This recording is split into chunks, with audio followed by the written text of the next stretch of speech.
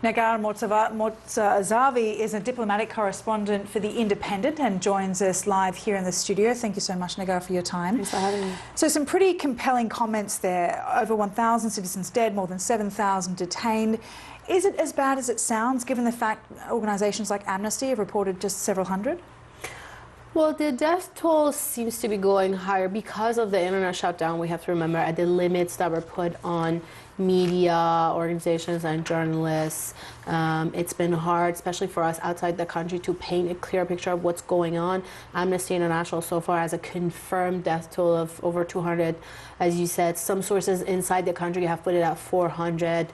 Some other independent researchers have unconfirmed reports, but no one's reported over 1,000 except for a few political groups outside the country. And for the State Department to come out with a number like that, without any sourcing, without any backup from credible human rights organizations who are doing professional work documenting this, it hurts the credibility of the State Department, and it also is not a very beneficial thing in a situation. You don't need to hype what's going on because it's already pretty bad. So there's no need to undermine the reporting of these professional people who are doing it all day and night, basically.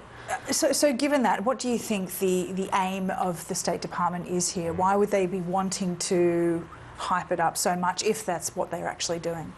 Well, it's been the policy of the Trump administration since President Trump came into office to portray Iran as this super bad actor that nobody in the world should be dealing with, and then pulling out of the nuclear deal. President Trump did unilaterally, imposing sanctions, but then at the same time he doesn't have the support of the international community because Iran was abiding by its commitments under the nuclear deal, so he pulled out for no reason.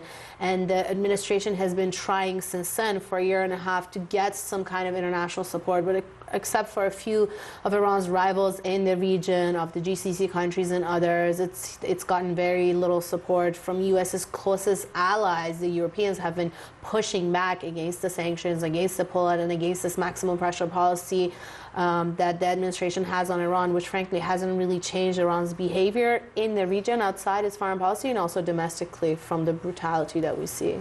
These are some extraordinary protests spanning over more than 100 cities.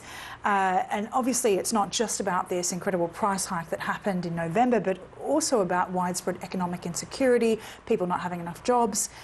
Is the US pulling out of the nuclear deal a large contributing factor to the failing economy of Iran? Definitely, it's a key factor. Economists have been saying. We have to remember there's a lot of mismanagement of resources within the Iranian government. There's also a very high level of corruption until the highest ranks within the government, and that's what makes the population even more angry because they see all of this economic pressure being put on the middle class, transferred to the lower income class, but then the politicians, people in power, are dealing with this high level of corruption, but sanctions is a contributing factor to all of that. So in fact, sanctions actually contribute more to the corruption because of the way the state is trying to circumvent sanctions. So the mismanagement, the corruption, and the sanctions are pretty much the three main factors that are creating this economic misery for the people around. And the US admin has acknowledged that and in ways have been proud of bringing this economic misery, basically. All right, we'll have to leave it there for the time being. Thanks very much for your insight, Negar. Negar Mortazavi, I'll get it right eventually. Thank you very much for your time.